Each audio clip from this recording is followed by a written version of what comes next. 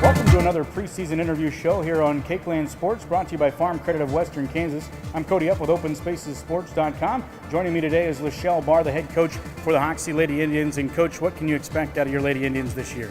Hopefully we'll have a pretty good season. We have 6 girls that played some varsity last year, 3 main starters, and then some other girls that subbed in. So hopefully we'll have some experience. We just got to be able to put it all together. We can have the full interview on OpenSpacesSports.com. And Coach, when we look to this season, you lost some key players last year that are going to be big shoes to fill. You still have a lot of really good athletes on this team, but maybe some girls playing in different positions that maybe they haven't in the past. How do you fill the void of losing big key players like you have? We just go into this season and just say this is what we have to do, and you're going to have to step up to the plate and just have high expectations. There's no and ifs or buts. You just have to do it. Is that something that maybe has lent itself to the success of Lady Indian Volleyball? Is that high expectation that it doesn't only come from the coaching staff, but the kids themselves also have that? Yeah, and I've noticed even some of the freshmen, they have goals and they want to get things done, so they've been working hard this summer, and they know what's expected of them all the way through up to the senior class, so it helps out a lot. When it comes to leadership on your team, and I know last year, as covering you guys every game in, game out, communication in volleyball is key, and it kind of seemed like it would lack at times. Like they were real quiet. I know that was a frustration for you. Yeah. Who do you look for this year to be those leaders on the floor, especially a vocal leader? This year I'm going to look to my seniors and then also to our libero.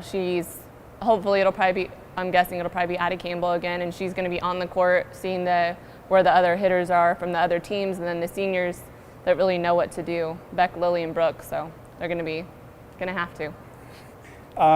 When you look at your schedule, the very first triangular of the year is always one of my favorite ones in the volleyball season, because it's just 3 perennial powerhouses in volleyball in Northwest Kansas with you, Wheatland, Grinnell, and Oberlin. Oberlin has been down the last few years, but they are definitely an up-and-coming team. And how do you like that triangular to start the year with that kind of competition right out of the gate?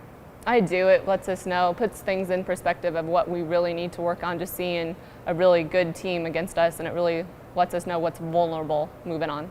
All in all, how many girls do you have out all the way through? We have 25 girls, 24 that are healthy right now.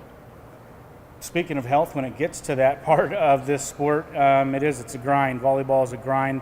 More games played in volleyball than any other sport. Yeah. A lot of contact with the hardwood. What do you do to emphasize the health and staying healthy? We really encourage them to just eat right, make sure they're going to bed on time, not just to bed at 4 a.m. Also ice whatever injury they need to, even if it just starts to hurt, you need to be icing now. Be proactive about what's to come. What is the outlook, I guess, with the younger kids coming up, like for the future?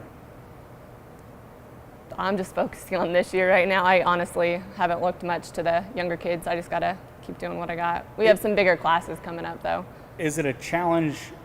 Is it a benefit or a challenge to have 25 kids out for volleyball? I could see where it'd be a challenge maybe with like just space in the gym at times, where you have 6 kids on the floor that are playing at one time. Is that a challenge, or is it an asset? Is it a benefit? It's going to be a lot of a challenge, but luckily this year we're going to use 2 gyms to practice in, because we'll be able to do like 12 and 12 and take some of the girls that are really excelling and put harder drills, and then some of the girls that need the more basic fundamentals will be able to split and do those kind of things.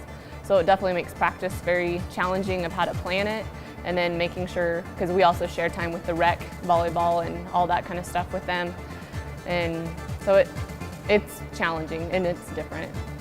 All right, well, you can continue to watch and follow the Hoxie Lady Indians throughout the entire season right here on OpenSpacesSports.com. Thanks to Coach Lachelle Barr for taking time out of her day to join us here for this interview.